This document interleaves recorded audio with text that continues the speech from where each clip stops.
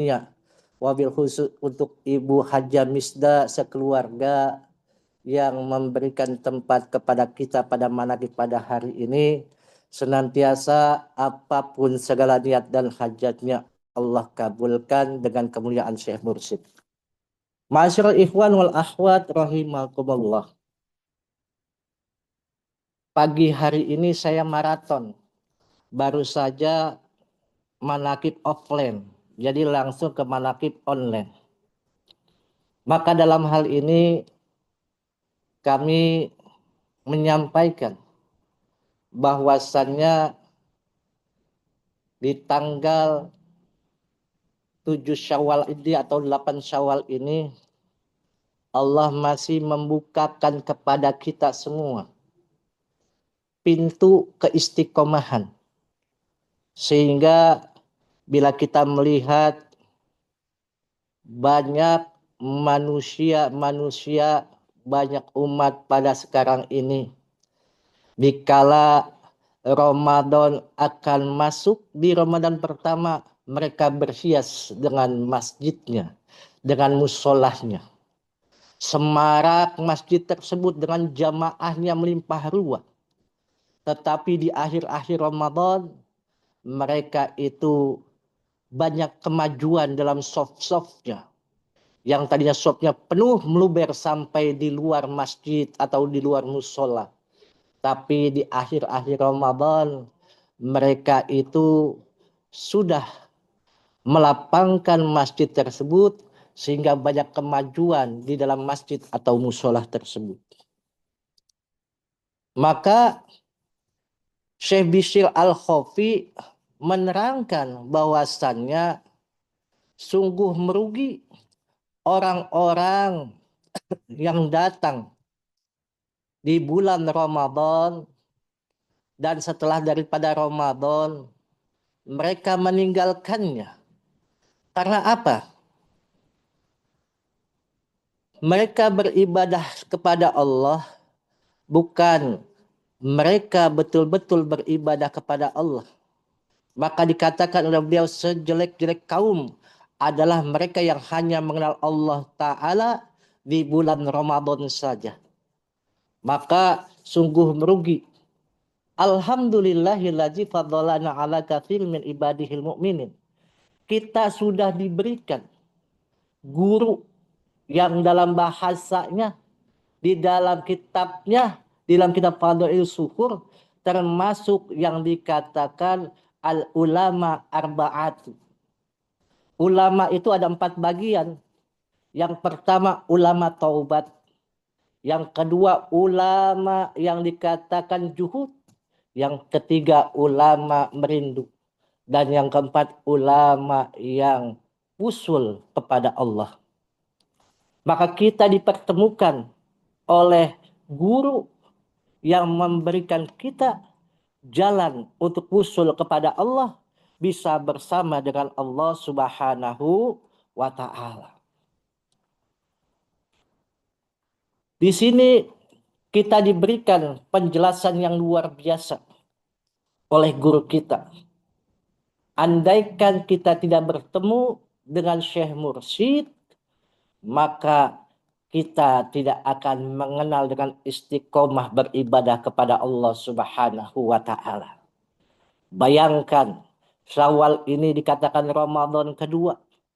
Nanti Zulqa'dah Ramadan yang ketiga. Zulhijjah, Muharram, sampai Safar, sampai Rabiul Awal, Rabiul Akhir, Jumadil Awal, Jumadil Akhir, Rajab, Ruah dan puasa. Itu kita lakukan semuanya menjadi bulan Ramadan. Maka dikatakan bahwasannya bagaimana kita mengatakan puasa di bulan apapun tetap diperintahkan. Sholat berjamaah tetap diwajibkan. Qiraatul Quran tetap harus dirutinkan. Sedekah tetap dianjurkan. Qiyamul lail tetap dikerjakan. Apalagi zikrullah tetap harus kita istiqomahkan. Apalagi untuk kita semua menutup aurat tetap harus dilakukan. Kalau aurat seorang ikhwan bila dia keluar rumah, bukan hanya aurat yang di bawah pusar sampai di atas di bawah dengkul, tapi aurat seorang ikhwan khususnya laki-laki, mereka keluar rumah harus pakai peci merah putih, bagus-bagus, membawa tongkat. Itu pun banyak yang masih gengsi. Tapi itulah aurat untuk nama ikhwan semua. Bila keluar rumah, jangan lupa pakai peci merah putih. Kadang-kadang kan kita gengsinya luar biasa. Gengsinya tinggi. Kalau kita keluar rumah, nggak usah pakai peci merah putih. Tapi tidak apa-apa. Kadang-kadang namanya dosen, profesor. Kalau mengajar, kalau peci merah putih, sanggup tidak? Mereka dikatakan oleh mahasiswanya. Ini yang jadi namanya perjuangan mujahadah kita. Mujahadah kita semua untuk bisa menutup aurat kita agar tetap harus dilakukan. Dan juga menjaga lisan kita tetap diterapkan. Apa yang menjaga lisan kita? Jangan menimbulkan ghibah, menjelekkan sana sini, membaguskan sana sini. Tetapi bagaimana lisan ini Allah berikan kepada kita untuk mengucapkan kata-kata yang baik, tidak menyinggung orang lain, dan juga bisa membahagiakan orang lain. Maka semua itu pasti ending semua manusia, umat, pasti menginginkan adalah ganjaran, pahala. Tanpa ganjaran dan pahala, mereka itu kadang-kadang malas melakukannya. Coba saya tanyakan seorang dosen. Mereka itu menjadi dosen, pasti ingin mendapatkan ganjaran. Ganjarannya apa? Mendapatkan gaji dari institusinya, dari yayasannya, dari perguruan tingginya. Begitu pula pekerja-pekerja ingin mendapat ganjarannya, yaitu gaji. Karena apa? Sudah dikeluarkan tenaganya, dikeluarkan pikirannya, dikeluarkan kepintarannya untuk namanya membimbing orang lain atau mengerjakan sesuatu yang menghasilkan yang baik. Maka finish beribadah bukan hanya 1 Syawal atau Ramadan kedua. Finish ibadah bukan hanya hari raya. Finish ibadah bukan ketika Ramadan berakhir. Karena kita diperintahkan beribadah sampai mati, bukan sampai Idul Fitri. Maka dikatakan dalam surat Al-Hijr ayat 99, wa'bud rabbaka hatta ya'tiyakal yakin. Dan beribadahlah kepada Rabbmu sampai datangnya kematian. Maka keistiqomahan itu harus kita jaga dimanapun, kapanpun kita berada. Maka kita bersyukur kita semua dibimbingkan oleh Syekh Mursyid, punya amaliyah yang betul-betul tertata rapi. Dari bangun tidur sampai tidur lagi, sampai bangun lagi, kita melaksanakan ibadah. Apalagi ibadah yang tidak ada hentinya, bagaimana zikir khofi ini berjalan, bagaimana zikir khofi ini mengisi ruang kalbu kita, sehingga kita terbawa kepadanya dan diusulkan kepada Allah. Maka beribadah, beramal terus hingga datangnya kematian. Bukan ketika Ramadan yang baru saja kita tinggalkan. Kita sebagai hamba jadilah Rabbaniyun, bukan jadi Ramadhaniyun. Apa itu Rabbaniyun? Adalah orang yang semangat beribadah pada bulan Ramadan. Dan ia tetap terus semangat beribadah meskipun Ramadan telah berakhir. Tapi ia beribadahnya. Sedangkan Ramadhaniyun adalah orang yang semangat beribadah pada bulan Ramadan saja. Sedangkan ketika Ramadan selesai, maka ia kembali malas bahkan meninggalkan kebiasaan ibadahnya. Ada sebagian kaum, mereka beribadah sungguh-sungguh, melakukan amalan ibadah di bulan Ramadan. Akan tetapi ketika Ramadan berakhir, mereka meninggalkan amaliyah ibadah.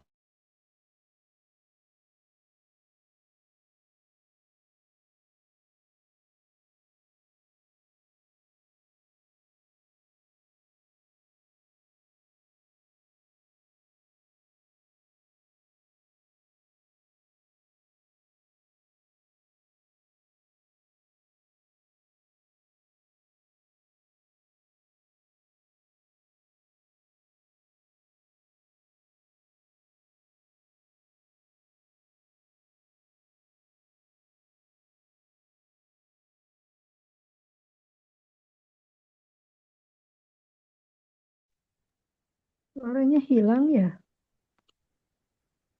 Menghilang. Suaranya hilang, Kiai.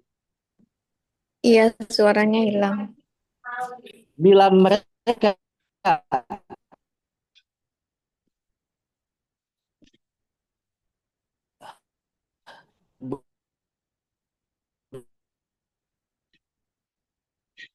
tidak beramaliyah, berzakat atau tidak berhaji, itu adalah bagaimana nanti Allah berikan kepada mereka dengan ampunan. Ampunan Allah sangat luas. Ampunan Allah diberikan kepada setiap manusia. Tetapi hakul adami yang kita lakukan selama ini, kita bersosialisasi. Saya dengan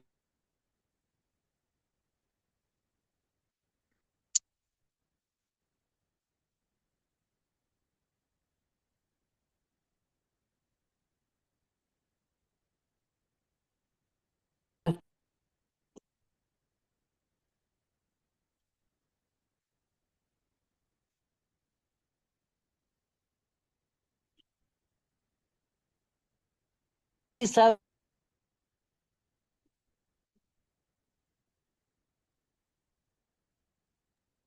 Suaranya hilang lagi, Kiai.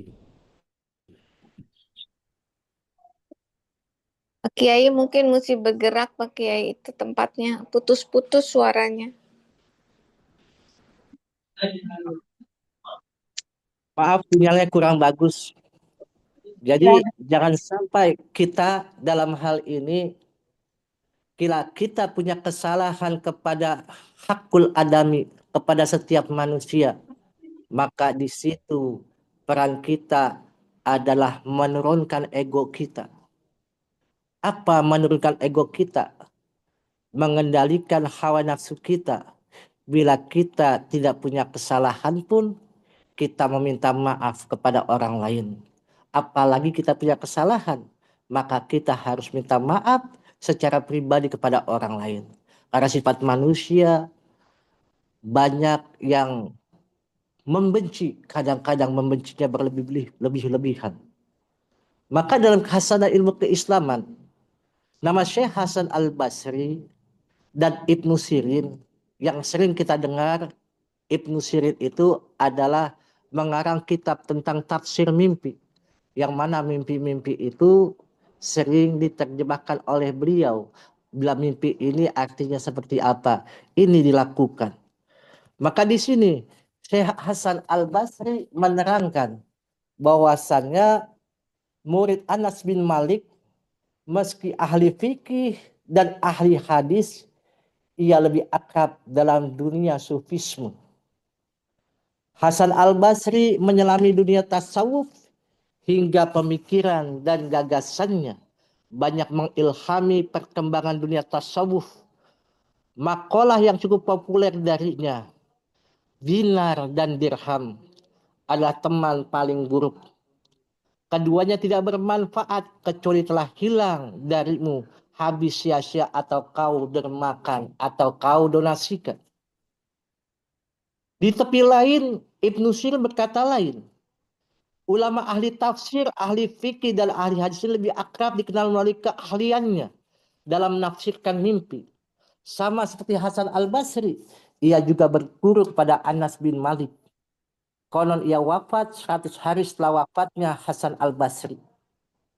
Meski Ibnu Sirin dan Hasan Basri bersatu dalam satu guru, Anas bin Malik, tapi tidak ada yang menyangka keduanya pernah berseteru berat, berseteru hebat, dan menimbulkan sentimen di antara mereka. Maka apa yang terjadi? Pernah terlihat konflik hingga keduanya antipati satu sama lain. Maka ketika ada orang yang berkisah tentang Ibnu Sirin, maka Syekh Hasan Al-Basri menegur, jangan ceritakan penemuan itu di depanku. Mayoritas keluarga Ibnu Sirin adalah penenun baju. Maka satu ketika Syekh Hasan Basri bermimpi dirinya telah berdiri di kandang. Ia telanjang bulat sedang bermain kecapi. Mimpi itu membuat Hasan gelisah sehingga tertanyakan mimpi itu kepada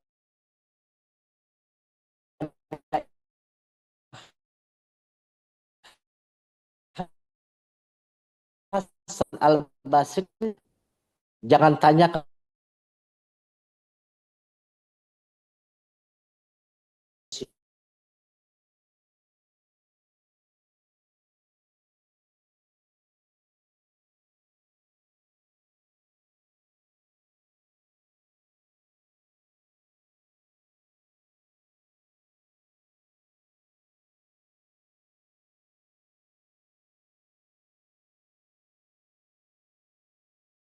Hilang lagi Kiai. Putus lagi ya suaranya.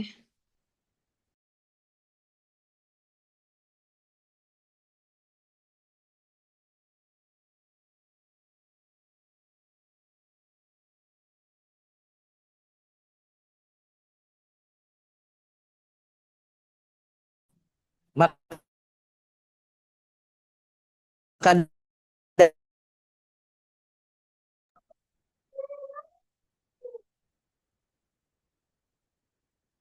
terus muridnya datang kepada Ibnu menanyakan hal itu. Al-iman uryanun dibasuhu taqwa. Iman itu telanjang basuhnya dengan takwa.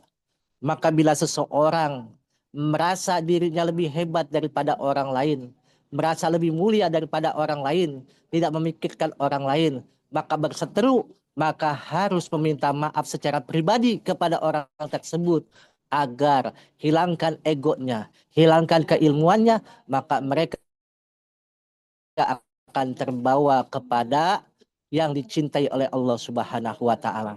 Maka dalam hal ini kita semua selaku ikhwan wal akhwat Thariqah Qadiriyatin Naqsyabandiyah Mansuriyah Sinarasa PPKN halal bihalal dalam manakib ini menjadikan kita semua bertemu bermuwajahah melihat semuanya agar senantiasa wasari'u ila magfiratin mirabbikum wa jannatin arduhat samawati wal ard uiddat lil muttaqin. Bersegeralah menuju ampunan Allah, sesungguhnya 7 lapis langit, 7 lapis bumi diperuntukkan untuk orang-orang yang bertakwa.